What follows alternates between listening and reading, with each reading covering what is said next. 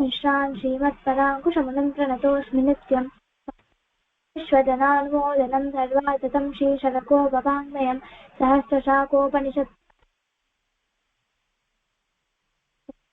स्वतं श्रोतो वकुलामोदवासितं सुधीनां विश्वमायालं चटारिं तमुपास्महे. Topic Nammalvar. இவ்வளோ நல்ல opportunity கொடுத்ததுக்கு எல்லோருக்கும் நன்றி. சபாமாமி நடத்தின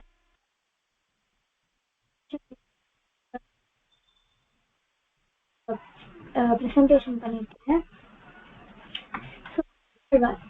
ஆழ்வார் என்றால் பக்தியில் ஆழ்ந்தவர். பெருமாளுடைய திவ்ய ஆயுதம், ஆபரணங்கள் மற்றும் திவ்யாக தோன்றியிருக்கிறார் ஆழ்வார்கள். நமக்கு பக்தி காட்ட ஆழ்வார்கள்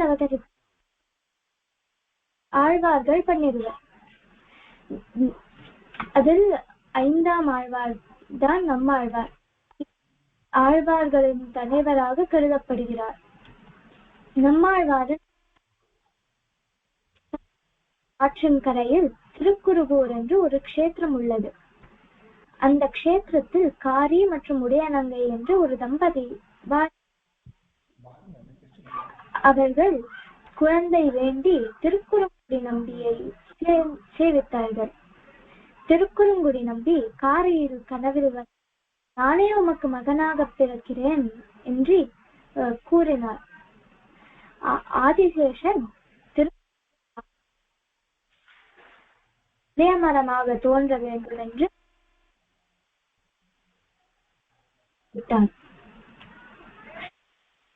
பிரகதி சில வார்த்தைகள் கேட்க மாட்டேங்குது, விட்டு விட்டு கேக்குறது.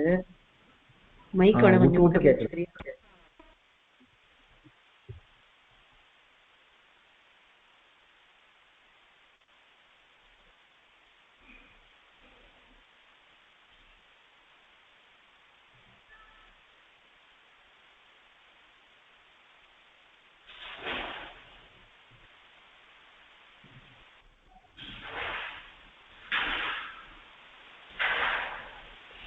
இப்போ ஒண்ணுமே கேட்க மாட்டேங்குது கண்ணா. ஏதாவது பேசுறியா? இதுதான் மேக்ஸிமமா வருது. இதுல ஒன் செகண்ட் சென்டென்ஸ் கேக்குறது இல்ல. அது என்ன பொசிஷனோ அதுல வச்சுன்னு சொல்லு. அதே இது ஒரே செகண்ட், இது மட்டும் ட்ரை பண்றேன்.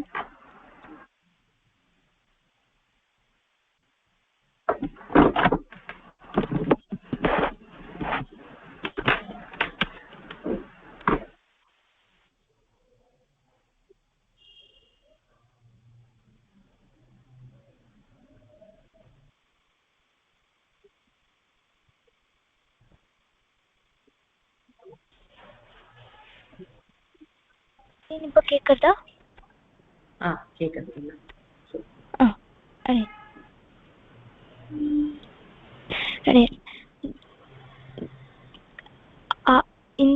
இந்த அதிசயமான புளிய மரம் திடீரென்று ஆதிப்பிரான் சன்னதி அருகில் வந்ததை கண்டு ஊரில் உள்ள மக்கள் எல்லோரும் ஒரு திவ்யமான ஒரு நிகழ்வு நடக்க போகிறது என்று உணர்ந்தனர்.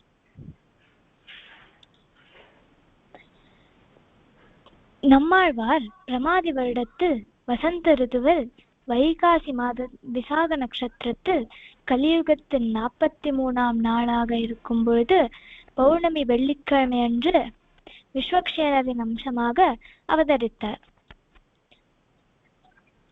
நம்மாழ்வாருக்கு அனைத்து திருநாமங்கள் உள்ளது. அதில் சில திருநாமங்களை இப்பொழுது காண்போம். பொதுவாக எல்லா குழந்தைகளும்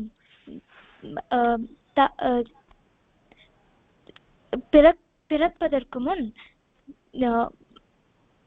பூர்வ ஜென்ம ஞாபகங்களும் பெருமாள் பற்றிய ஞானமும் இருக்கும். ஆனால் பிறக்கும் பொழுது ஷடம் என்கிற ஒரு வாயு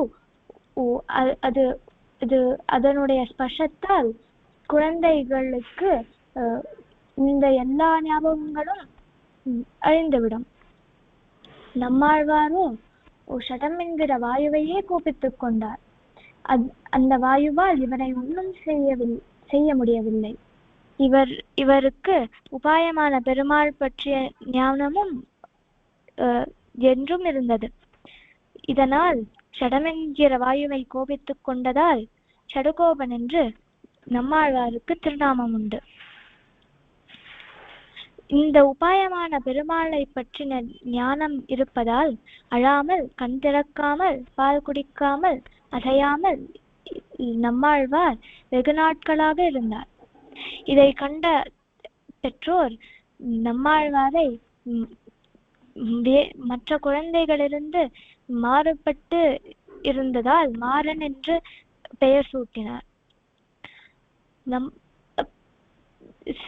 நம்மாழ்வார் பிரபந்தங்களை இயற்றும் பொழுது நம்பெருமாளால் அன்போடு நம்மாழ்வார் என்று அழைக்கப் பெற்றார். இவருக்கு நம்மாழ்வார் பரர்களுக்கு அங்குசனாக இருப்பதால் பராங்குசன் என்றும், வகுளமாலையை எப்பொழுதும் தரிப்பதால் வகுளாபரணன் என்றும், பிரபன்னர்களுக்கு தலைவனாக இருப்பதால் பிரபன்னஜன கூட்டஸ்தர் என்றும் திருநாமங்கள் உண்டு. அசையாத நம்மாழ்வாரை பெற்றோர்கள் ஆதிப்பிரான் சன்னதியிற்கு முன் வைத்தனர். அங்கிருக்கும் புளிய மரத்தடியில் யோகத்தில் பத்மாசனத்தில்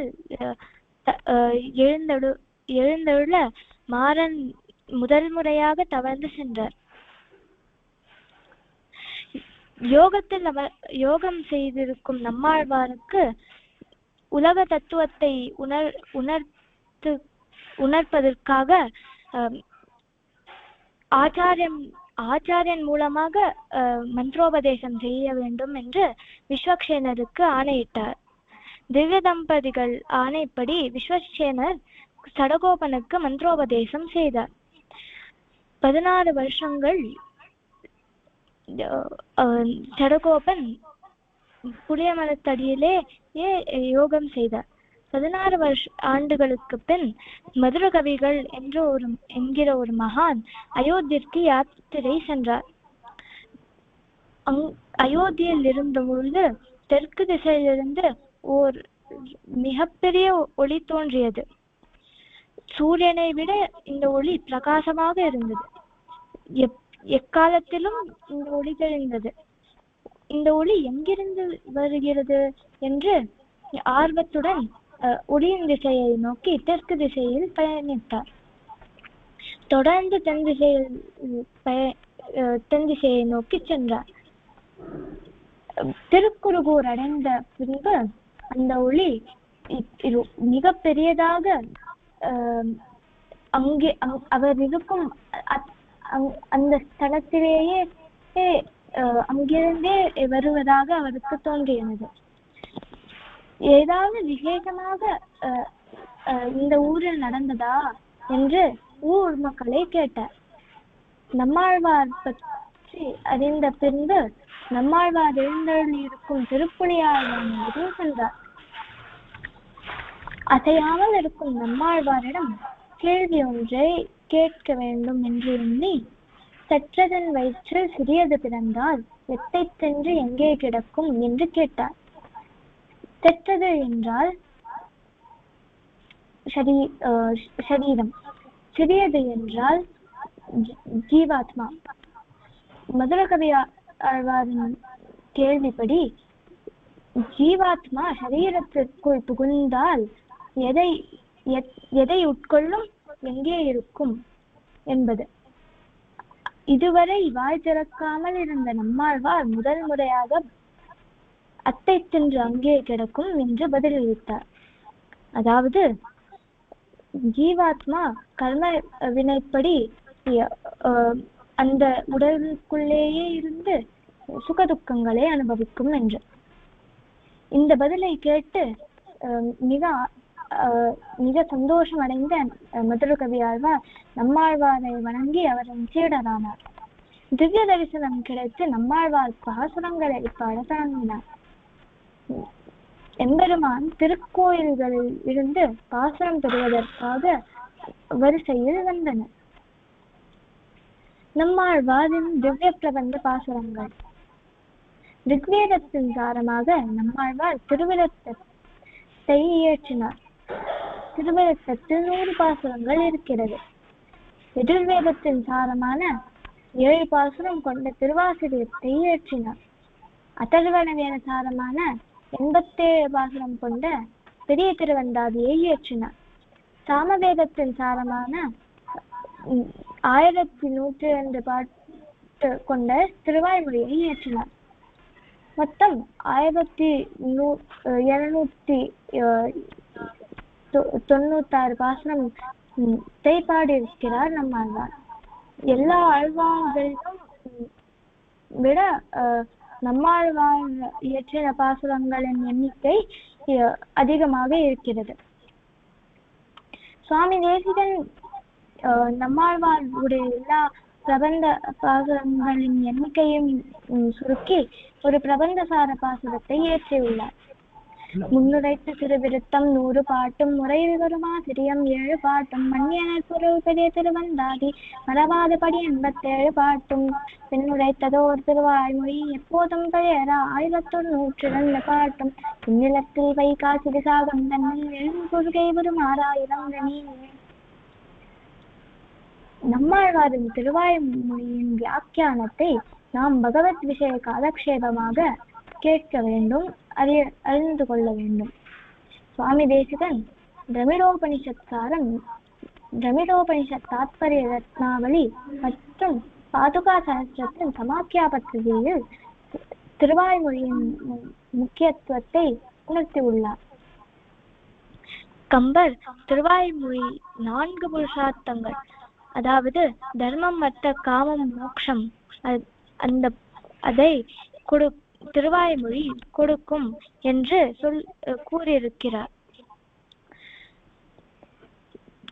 மதுரகவி ஆழ்வார் 11 பாசுரம் கொண்ட கண்ணின் சிறுத்தாம்பு பிரபந்தத்தை தம் ஆச்சாரியனான நம்மாழ்வார் மீது இயற்றியுள்ளார். பிற்காலத்தில் இந்த பிரபந்தத்தை 12,000 முறை பாடிய நாதமுனிகளுக்கு நம்மாழ்வார் பிரத்யட்சமானார். 1000 பாசுரம் கொண்ட திருவாய்மொழி வேண்டிய நாதமுனிகளுக்கு 11 ஆழ்வார்களின் பிரதிநிதியாக திவ்ய பிரபந்த பாசுரங்கள் அனைத்தையும் அளித்தார் நம்மாழ்வார். குரு பரம்பரையில் ஸ்ரீமன் நாராயணனுக்கு அப்புறம் தாயார் அப்புறம் விஸ்வக்சேனர் அவருடைய சீடரானார் நம்மாழ்வார். நன்றி.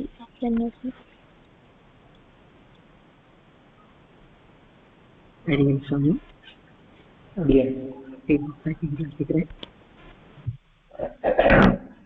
நல்லா இருந்தது.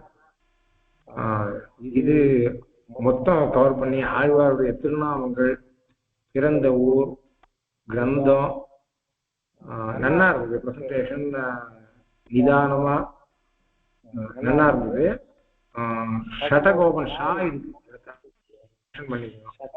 சதகோபன் கீழே விளக்கத்துல காத்த பத்தி சொன்ன ஷான், மற்றபடி ரொம்ப நல்லா இருந்தது.